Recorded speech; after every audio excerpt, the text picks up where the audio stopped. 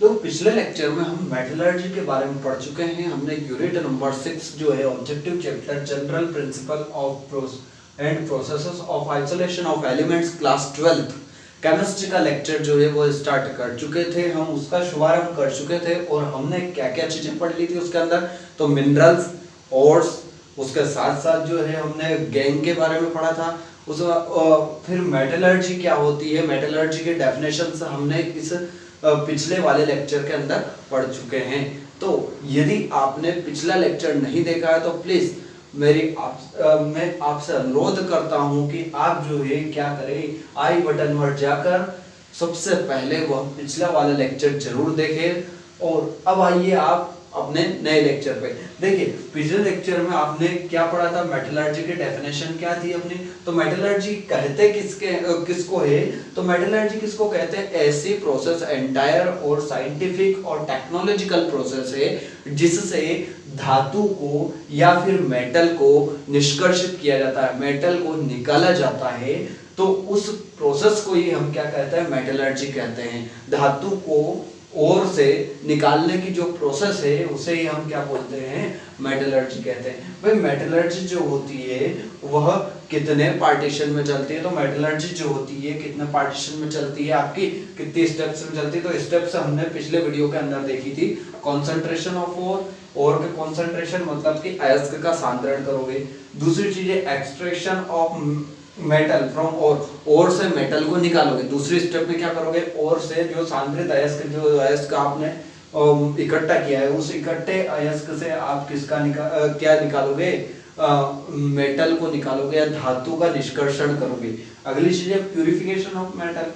अब मेटल को क्या करोगे, प्यूरिफाई करोगे, भाई मेटल को शुद्धिकरण करोगे। इन सभी के बीच में जो है प्यूरिफिकेशन ऑफ मेटल, इनके बीच में जो है आपको कुछ चीजें ऐसे भी पढ़नी पड़ेगी जो कि लिंचिंग प्रोसेस के अंदर आती है, जिसको मैं अगले लेक्चर के अंदर पढ़ाऊंगा। उसमें जो है ऑक्साइड है, रिडक्शन है, वो चीजें भी आपकी आती है। अगली चीज होती है, मैंने बोला था आपसे कंसंट्रेशन ऑफ ओर। तो कंसंट्रेशन ऑफ ओर के टर्म्स पढ़ेंगे हम, कौन कौन से टर्म हैं, और उन टर्म्स एक एक टर्म को हम जो है अच्छे से देखेंगे। तो अगली जो चीज आ रही है वो है हमारी कंसंट्रेशन ऑफ ओर्स के बारे में हम इस वीडियो के अंदर देखने वाले हैं। तो आप बने रहिए पीवी सर की क्लासेस में, और मैं हूं पवन विश्वकर्मा। ध्यान से देखिए, अब बात कहां से आ रही है, कंसंट्रेशन ऑफ ओर। तो कंसंट्रेशन ऑफ ओर जो है मैं पहली हेडिंग लगा देता हूं मेटलर्जी के अंदर, concentration of ore. Concentration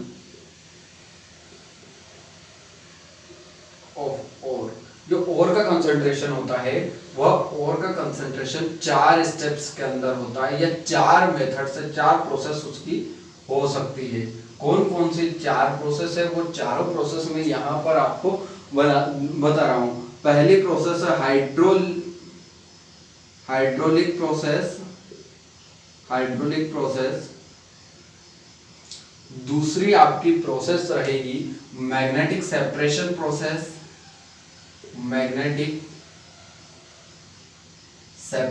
process. चिंता मत कीजिए, हिंदी में बताऊंगा। हिंदी मीडियम वाले स्टूडेंट सोचते हैं सर इंग्लिश में बोलते हैं, मैं इनको जो है हिंदी में भी एक्सप्लेन करूंगा। अभी आप जो है इसके नोट डाउन करते चलिए, मैं इसको हिंदी में भी एक्सप्लेन करते जाऊंगा कि ये हाइड्रोलिक प्रोसेस क्या है, मैग्नेटिक सेपरेशन प्रोसेस क्या है, इनके हिंदी भी वर्ड्स मैं बोलूंगा। अगली चीज आती है आपकी magnetic separation froth flotation process, flotation.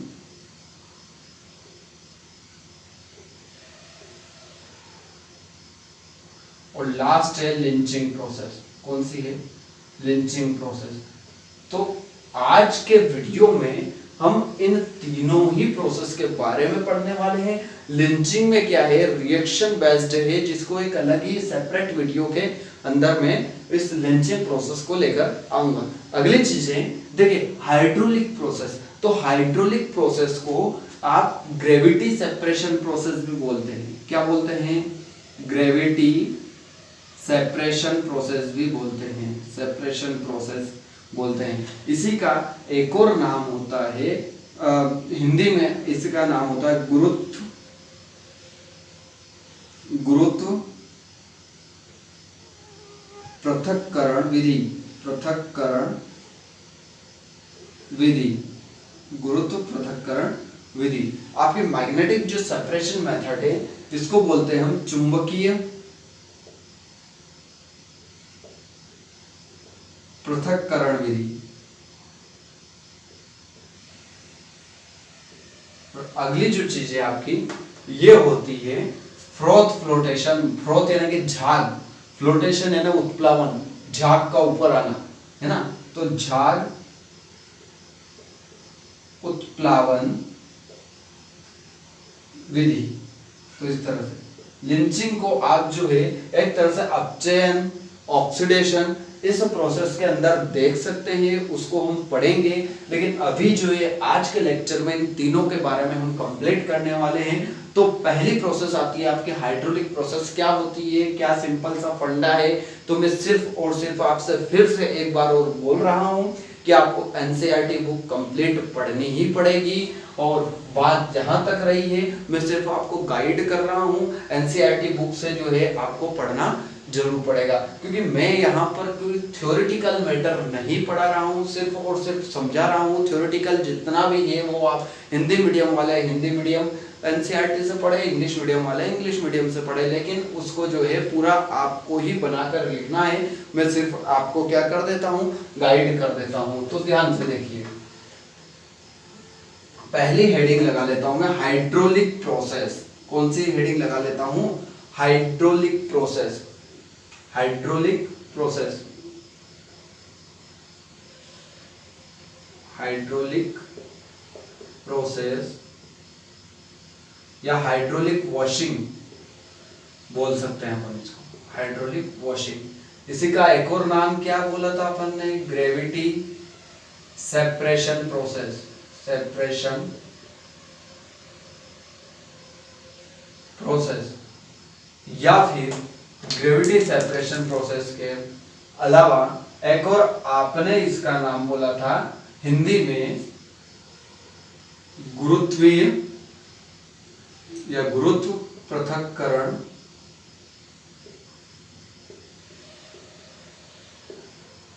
विधि। सबसे पहले तो आपको एक प्रिंसिपल याद रखना है इसका। क्या याद रखना है, एक प्रिंसिपल फंडा याद रखना है इसका, एक सिद्धांत आपको याद रखना है कि यह जो है यह सिर्फ और सिर्फ यह जो है ऐसी मेथड होती है जिसमें आपका और या फिर इम्प्योरिटीज कैसी होनी चाहिए वह ग्रेविटी पर डिपेंड करती है कि आपके और या इम्प्योरिटी में से एक, कोई सी भी एक जो है भारी होनी चाहिए और एक कैसी होनी चाहिए, हल्की होनी चाहिए। यदि ऐसे आपके और इसमें लक्षण दिखाई दे रहे हैं तो आपके यह जो हाइड्रोलिक वॉशिंग है या ग्रेविटी सेपरेशन प्रोसेस जो होती है वह वहां लगानी पड़ती है। तो यहां देखिए सबसे इसी सा तरीका है प्रिंसिपल। तो प्रिंसिपल क्या है इसमें, प्रिंसिपल है गुरुत्व। क्या है, गुरुत्व या फिर ग्रेविटी, ग्रेविटी या इसी को एक और बोलते हैं हम डेंसिटी भी कह सकते हैं, डेंसिटी, डेंसिटी। हाँ, अब ध्यान से देखिए क्या होता है इस प्रोसेस के अंदर। तो प्रोसेस में समझा रहा हूं, आप एनसीईआरटी में जो है थ्योरेटिकल पढ़ लेना, बिल्कुल वह की वही चीज है जो मैं समझाऊंगा यहाँ पर। क्या होता है कि यह जो आपकी हाइड्रोलिक प्रोसेस है इसमें क्या किया जाता है,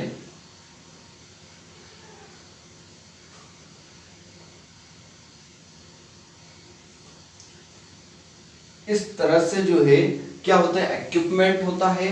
इस इक्विपमेंट पे जो है क्या करते हैं, यहाँ पर ऐसा और लिया जाता है, ऐसा कोई एक तरह से देखा जाए तो ऐसा मिनरल लिया जाता है जिसमें और या फिर आपकी जो इम्प्योरिटीज है, इम्प्योरिटीज दोनों में से एक भारी होनी चाहिए। या तो और भारी हो सकता है, मैं ये नहीं कह रहा हूं और ही भारी होगा, और भारी हो सकता है या इम्प्योरिटीज भारी हो सकती है, और भी भारी हो सकता है या फिर इम्प्योरिटीज भी भारी हो सकती है ना।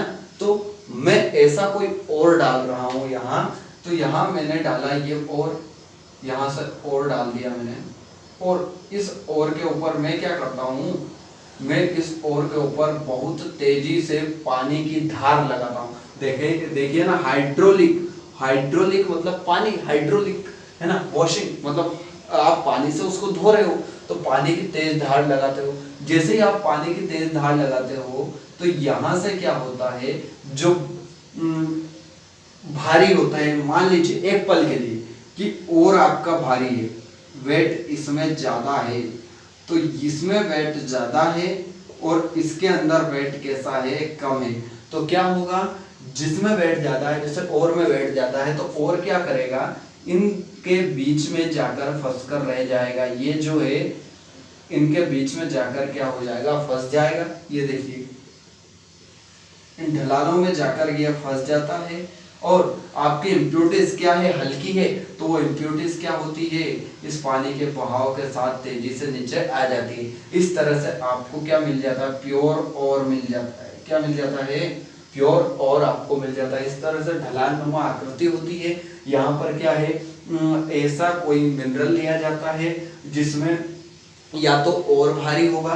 या फिर इम्प्योरिटीज, मतलब कोई सी भी एक जो है वह भारी होनी चाहिए। प्रिंसिपली यही कहता है ग्रेविटी क्या, तो वहां पर क्या किया जाता है, इस पर बहुत तेजी से आप क्या करवाते हो, हाइड्रोलिक वॉशिंग करवाते हो, या पानी की तेज धार इस पर छोड़ते हो, तो भारी होने के कारण जो और हो या फिर इम्प्योरिटीज हो, दोनों में से कोई भी भारी हो सकती है, वह जो भारी होती है वह तो इन जो गड्ढे हैं, इन खांचे हैं, इन खांचों के अंदर जो है रह जाती है, और जो इम्प्योरिटी होती है वह इम्प्योरिटी या फिर और जो भी आपका हल्के वाली होती है, वह हल्के वाली चीज जो होती है वो पानी के साथ बहकर बाहर आ जाती है। इस तरह से दो सेपरेशन हो जाते हैं, आपके और इम्प्योरिटी दोनों का सेपरेशन हो जाता है। तो यह मेथड थी आपकी कौन सी, हाइड्रोलिक वॉशिंग। कौन सी मेथड थी, हाइड्रोलिक वॉशिंग।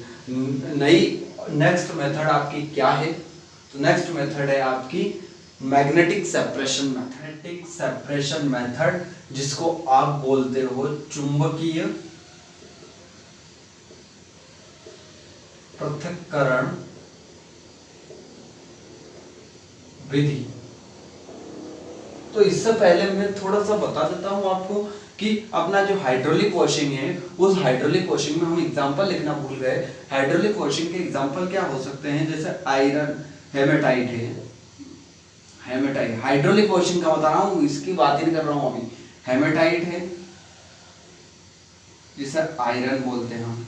अगली हेमेटाइट के अलावा ऐसा भी आ सकता है टिन स्टोन, टिन स्टोन कैसे, इसमें क्या होती है कि जो आयरन होता है यह भारी होते हैं, हेमेटाइट के अंदर जो होता है आयरन भारी होता है, Fe2O3 के अंदर आयरन भारी होता है, और जो इम्प्योरिटीज होती है वो इम्प्योरिटीज क्या होती है, हल्की होती है। तो क्या करते हैं, बहुत तेजी से प्रेशर डालते हैं जिससे कि आयरन जो होता है खांचों के अंदर दबा रह जाता है, और जो इम्प्योरिटीज होती है वो इम्प्योरिटीज क्या हो जाती है, पानी के साथ बहकर निकल जाती है। इस तरह से आयरन और इम्प्योरिटीज दोनों अलग किए जाते हैं। उसी तरह से टीन का भी है, टीन में भी इसी तरह से जो है अलग किया जाता है, और क्या किया जाता है, टीन स्टोन ये आएगा, अलग किया जाता है, और साथ ही साथ जो है इम्प्योरिटीज बाहर की जाती है। इस तरह से टीन और इम्प्योरिटीज दोनों ही अलग अलग हो जाती है। अगली चीज जब मैं पढ़ा रहा हूँ आपको मैग्नेटिक सेपरेशन प्रोसेस या फिर मैग्नेटिक सेपरेशन मेथड, चुंबकीय पृथक्करण विधि। इसमें क्या किया जाता है, चुंबकीय पृथक्करण विधि में आपको दिखाई दे रहे हैं दो व्हील बनाए हुए, मैंने ये दो पहिए बनाए हुए हैं। तो एक बात याद रखना, इस व्हील में क्या होता है, एक व्हील जो होता है मैग्नेट का बना होता है, हाईली मैग्नेट, हाई क्वालिटी की मैग्नेट होती है, उसका यह एक हाई पावर की मैग्नेट के जो इससे बना हुआ होता है। तो ये जो है एक सिरा मैं लिख रहा हूं, ये किसका बना हुआ है, मैग्नेट का बना हुआ है। किसका बना हुआ है, एक व्हील मैग्नेट का बना हुआ होता है। अगर इसके प्रिंसिपल देख लेते हैं अपन, प्रिंसिपल, तो प्रिंसिपल में याद रखिएगा इसका सिद्धांत क्या होता है। तो सिद्धांत आप याद रखिएगा कि भाई स्पष्ट दिखाई दे रहा है आपको, मैग्नेटिक सेपरेशन मतलब कि आपका जो मिनरल है उस मिनरल के अंदर आपका क्या होना चाहिए, या जो गैंग है और है उसके अंदर क्या होना चाहिए, एक कोई सा भी एक जो होता है या तो और हो या इम्प्योरिटी हो, और या फिर इम्प्योरिटी हो, दोनों में से एक जो है वह क्या होनी चाहिए, मैग्नेटिक प्रॉपर्टी वाली होनी चाहिए। कैसी प्रॉपर्टी वाली होनी चाहिए, या तो और मैग्नेटिक प्रॉपर्टी वाली हो, अगर और नहीं होती है मैग्नेटिक प्रॉपर्टी की तो फिर कौन सी हो सकती है, इम्प्योरिटी मैग्नेटिक प्रॉपर्टी हो। अगर दोनों में से एक अगर मैग्नेटिक प्रॉपर्टी है तो वहां अप्लाई करोगे मैग्नेटिक सेपरेशन प्रोसेस। कौन सी, मैग्नेटिक सेपरेशन मेथड जो है वह यूज करते हो। तो ध्यान से देखिए, इसमें क्या होता है, एक दो पहिए होते हैं, एक पहिया या एक व्हील जो होता है वो मैग्नेट यानी कि चुंबक का बना होता है, और इसमें एक पट्टा लगा होता है। यह पट्टा क्या करता है, यह बेल्ट क्या करता है, घूमता रहता है। किसके जरिए, किसके थ्रू, इन जो पहिए हैं इन व्हील के थ्रू जो होता है घूमता रहता है। काम क्या करता है, किस तरह से काम करता है, तो आपको पता है कि एक तो मैग्नेट है, आपके पास जो और है, जो मिनरल है, जो गैंग है, उसके अंदर एक तो मैग्नेट है और दूसरी क्या है, एक अगर मैग्नेट है तो दूसरी नॉन मैग्नेट है। तो ऐसे नेचर की जो चीज है उसमें क्या किया जाता है, सबसे पहले हमने यहाँ पर इस कीप के अंदर वह और डाल दिया, और डालने के बाद इसको घुमाया, ये घूम रही है। एक बात याद रखना, बहुत बड़ी बड़ी व्हील्स होती है, बड़े बड़े उद्योगों में इसका उपयोग किया जाता है। तो ये जो मेटलर्जी जो है ना, इस मेटलर्जी के ऊपर तो पूरे का पूरा जो होता है एक शास्त्र लिखा गया है, एक शास्त्र लिख दिया गया है, तो बहुत कुछ इसके अंदर है। हम ये 4-5 पेज पढ़कर जो है कोई धातु का शोधन इतनी आसानी से नहीं कर पाते हैं। इस धातु का शोधन निकालने से लेकर, खदानों से या माइंस से निकालने से लेकर हमारे घर तक शुद्ध रूप में आने पर काफी ज्यादा खर्च, बिलियंस मिलियंस का जो है खर्च इसके अंदर जो होता है लगा होता है, तब जाकर क्या होते हैं ये ऐसी प्रोसेसेस कंप्लीट होती है। तो अभी तो हम पढ़ रहे हैं, इन चीज़ों को पढ़ लीजिए, बहुत अच्छी चीज़ें हैं, बहुत शानदार चीज़ें हैं, एग्जाम के लिए हैं और हमारे लिए काफी कारगर सिद्ध होती है ऑब्जेक्टिव के फॉर्म में। तो इन मैग्नेटिक सेपरेशन मेथड में से ऑब्जेक्टिव आते हैं, फ्रोथ फ्लोटेशन में से भी आते हैं, जो कि अगली नई प्रोसेस आ रही है। ध्यान से देखिए, यहां से मैंने वो और डाला है जिसमें एक मैग्नेटिक प्रॉपर्टी वाला है, तो दूसरी जो है वह कैसी प्रॉपर्टी है, नॉन मैग्नेटिक प्रॉपर्टी वाला है। तो मान लीजिए अभी एक पल के लिए मैं मान लेता हूं कि मेरा जो और है वह तो मैग्नेटिक प्रॉपर्टी का है, और जो मेरी इम्प्योरिटी है मान लीजिए है ना नॉन मैग्नेटिक है। कैसी है, नॉन मैग्नेटिक है। तो अब मैंने डाली है, अब मेरा और मैग्नेटिक प्रॉपर्टी का है, वो वही यहाँ से बेल्ट के जरिए खिसकता हुआ, जो बेल्ट घूम रहा है इसके जरिए खिसकता हुआ भाई यहाँ से मैग्नेट है। अब यहाँ से जैसे मैग्नेट स्टार्ट हुई, यह जो और है वह तो इस मैग्नेट से चिपक जाएगा और इम्प्योरिटी आती जाएगी।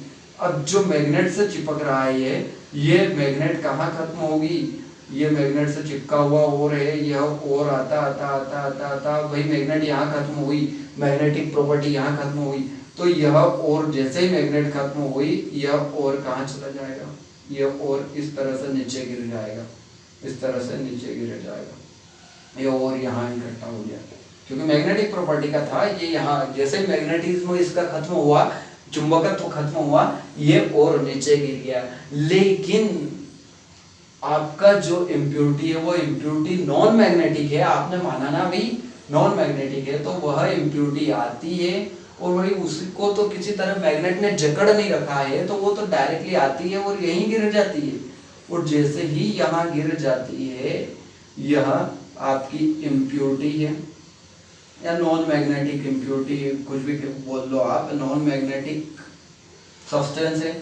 और यह आपका कौन सा है, मैग्नेटिक सब्सटेंस है। कौन सा है, मैग्नेटिक सब्सटेंस है। इस तरह से देखिए कितने दो चीजें अलग हो गई, एक तो ये रही आपकी, एक ये रही। इस तरह से कौन कौन सी मेथड आपको यूज में लाई जाती है, तो इस तरह से जो है मैग्नेटिक सेपरेशन के लिए आयरन हुआ, कोबाल्ट हुआ, ऐसे अयस्कों को जो है इसमें यूज में लाया जाता है। आयरन है, कोबाल्ट है, इनको जो है मैग्नेटिक सेपरेशन जो प्रोसेस है उसके थ्रू जो होता है बड़े बड़े उद्योगों के अंदर यूज किया जाता है और उनको जो है उसकी इम्प्योरिटीज को, आयरन है, कोबाल्ट है, ऐसी जो निकल है, तो ऐसी जो चीजें होती है जो कि एक मैग्नेटिक प्रॉपर्टी रखती है और दूसरी नॉन मैग्नेटिक प्रॉपर्टी रखती है, तो ऐसे चीजों के लिए यूज की जाती है मैग्नेटिक सेपरेशन प्रोसेस।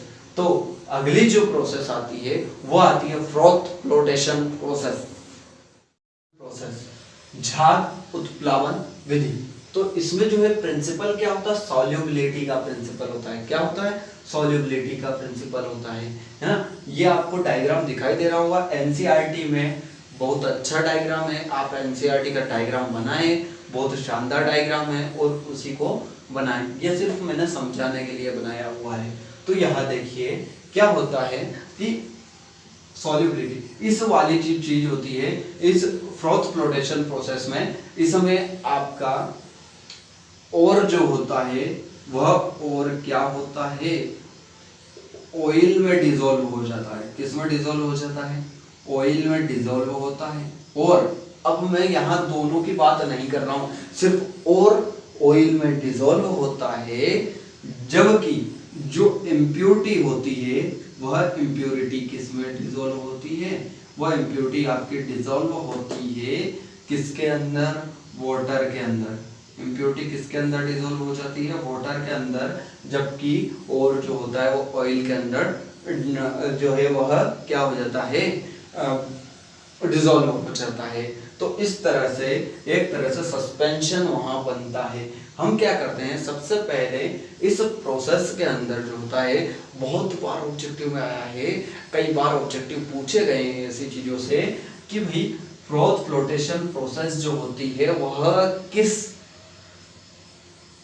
ओर्स को या फिर किस तरह के जो होते हैं कंपाउंड को या किस तरह के और को जो है एक्सट्रैक्ट करने के लिए या फिर कंसंट्रेशन मेथड में यूज किए जाते हैं। तो आपको याद रखना है डायरेक्टली कि सल्फाइड और जितने भी होते हैं सल्फाइड और के लिए फ्रॉथ फ्लोटेशन प्रोसेस यूज में लाई जाती है। इस चीज को अभी नोट डाउन करें, सल्फाइड ओर्स के लिए। कौन से ओर्स, जितने भी सल्फाइड ओर्स होते हैं वह सल्फाइड ओर्स के लिए या सल्फाइड के जो अयस्क होते हैं उन सल्फाइड के अयस्कों के लिए फ्रॉथ फ्लोटेशन मेथड जो होती है वह यूज में लाई जाती है। लिख लीजिए। अगली चीज आती है, ध्यान से देखिए कि यहाँ क्या हो रहा है, मैंने इसमें जो है पाउडर मिलाया है। कौन सा पाउडर है, तो भाई ओर का पाउडर मिलाया मैंने, ओर पाउडर विथ वाटर, वाटर के साथ ओर का पाउडर मिला दिया है। एक सस्पेंशन मैंने इसको बना दिया है। सबसे पहले वाटर के साथ मैंने जो है ओर का पाउडर मिला दिया है, सल्फाइड ओर का पाउडर मिला दिया है और सल्फाइड और उसके बाद में इसमें डाल देता हूँ किसी भी तरह का ऑयल, है ना, किसी भी तरह का मैं क्या डाल देता हूँ इसमें, ऑयल डाल देता हूँ। जैसे पाइन ऑयल ज्यादातर यूज किया जाता है, पाइन ऑयल जो होता है वह ज्यादातर इसमें यूज किया जाता है, तो मैंने वह उसमें डाल दिया है। ऑयल भी डाल दिया मैंने इसके अंदर। अब एक और क्या चीज डाल दी मैंने, और पाउडर विथ वाटर डाल दिया है और ये भी डाल दिया है। अब भाई और को जो है वह ऑयल से अफेक्शन होता है और जो होता है वह ऑयल की तरह जो ऑयल से प्रेम करता है, जबकि वाटर जो होता है उससे प्रेम इम्प्योरिटीज करती है। अब क्या करोगे आप, इसमें से हवा जो है या फिर एयर यहाँ से आप क्या कराओगे, एयर इस जगह से दोगे। तो एयर जैसे ही आप देते हो, एयर देने के साथ साथ जो है आप इसको क्या करते हो, घुमाते भी हो। तो घुमाते हो तो यह जो है स्टार कैसे होती है, घूमती जाती है जिससे कि बुलबुले बनने लग जाते हैं, जिससे झाग बनने लग जाते हैं। और वह जो झाग होते हैं वह झाग क्या होते हैं, ऊपर आने लग जाते हैं। वही झाग के रूप में कौन रहता है, ऑयल ही रहता है। वो झाग के रूप में कौन आएगा, वही कैसा है ये ऑयल जो होता है वह ऑयल हल्का होता है पानी से, तो वह ऑयल जो होता है वह पानी के ऊपर तैरने लग जाएगा और उसके साथ कौन चिपक जाएंगे, और क्योंकि और को ऑयल से क्या है, अफेक्शन है, तो वह चिपक जाएंगे जो कि झाग के रूप में ऊपर की ओर आ जाएंगे। झाग के रूप में कहाँ जाएंगे, ऊपर की ओर आ जाएंगे। जबकि वाटर जो है वह हैवियर रहता है ऑयल से। वाटर क्या है, यहाँ हैवियर है ऑयल से, इसलिए वो क्या करता है, इम्प्योरिटीज के साथ चिपक जाता है और इम्प्योरिटीज वाटर के साथ जो है अफेक्शन बना लेती है, उनके साथ अटैच हो जाती है और सेटल डाउन हो जाती है नीचे पैंदे में, वह दब जाती है। और जो बुलबुले के रूप में होता है हमारे सल्फाइड और जो होते हैं वह सल्फाइड और बाहर बुलबुले के रूप में आ जाते हैं या फिर झाग के रूप में आ जाती है। फ्रॉथ जिसको बोलते हैं, फ्रॉथ फ्लोटेशन, मतलब और जो है वह झाग के रूप में तैर रहा है, फ्लोट कर रहा है ना, तो उसे हम क्या कर लेते हैं, बाहर निकाल लेते हैं, उसे हम क्या कर लेते हैं, बाहर निकाल लेते हैं। इस तरह से आपका और जो होता है वह और बाहर निकल जाता है और इम्प्योरिटीज अंदर के अंदर ही रह जाती है। तो इस तरह से यह जो है फ्रॉथ फ्लोटेशन प्रोसेस जो है सल्फाइड और के लिए यूज में लाई जाती है। तो इसका प्रिंसिपल क्या है, सॉल्युबिलिटी प्रिंसिपल है, कौन किस में सॉल्युबल हो रहा है, कौन किसके साथ अटैच्ड हो रहा है, तो यह इसका प्रिंसिपल है। तो आज के लेक्चर में हमने क्या क्या चीजें पढ़ी हैं, ये चीजें आप क्या करें, अच्छे से इनको रिवाइंड करें। एनसीईआरटी बुक के अंदर पढ़ना पड़ेगा, एनसीईआरटी बुक के अंदर पढ़ना पड़ेगा, बहुत ही ज्यादा इंपॉर्टेंट चीज है। मैंने सिर्फ इन चीजों के बारे में कुछ इंफॉर्मेशन दी है, मेन इंफॉर्मेशन आपको एनसीईआरटी बुक देगी जिसको पढ़ना पड़ेगा, क्योंकि ऑब्जेक्टिव क्वेश्चंस है वह सिर्फ अंदर से पूछे जाएंगे, तो एक एक चीज आप उसको पढ़ेंगे। अगली एक और चीज मैं बता देता हूँ इस वीडियो में,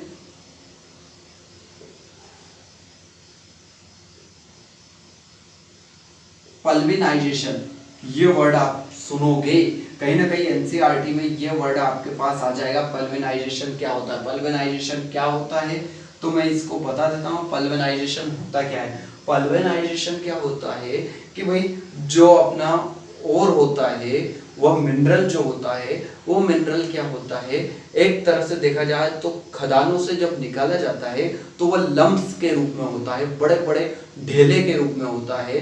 तो उन ढेलों को तोड़ने के लिए, क्रश करने के लिए क्रशर्स या फिर बड़ी बड़ी मशीनों का यूज किया जाता है। उन्हें जो है मशीनों का यूज करने पर उनको टुकड़ों में तोड़ा जाता है, टुकड़ों में तोड़ने के बाद उनको पीसा जाता है। तो वहां खदानों से निकालना, खदानों से निकालने के बाद जो है उसको पीसना, मतलब टुकड़े में तोड़ना, टुकड़े में तोड़कर उसको पीसना, ये सारी प्रोसेस जो है पल्वेनाइजेशन कहलाती है, पल्वेनाइज कहलाती है, पल्वेनाइजेशन जो है वह कहलाती है। तो ये वर्ड आप सुन सकते हैं, देख सकते हैं, इसलिए मैंने पहले ही बता दिया है कि यह वर्ड जो है पल्वेनाइजेशन का मीनिंग क्या होता है। तो इस वर्ड पे आप कंफ्यूज ना हो। ये इसी तरह से आप जो है लेक्चर को देखते रहें और अपने जो है नॉलेज को और साथ ही साथ जो है एनसीईआरटी भी पढ़ते रहें। आप तब तक के लिए क्या करें, अगर चैनल पर नए हैं तो चैनल को प्लीज सब्सक्राइब जरूर कर दें, साथ ही साथ बेल आइकन भी दबा दें ताकि हमारे आने वाली लेटेस्ट वीडियो सबसे पहले मिले आपको। और तब तक के लिए आप ये पढ़ते रहें और अपना बहुत सारा ध्यान रखिए।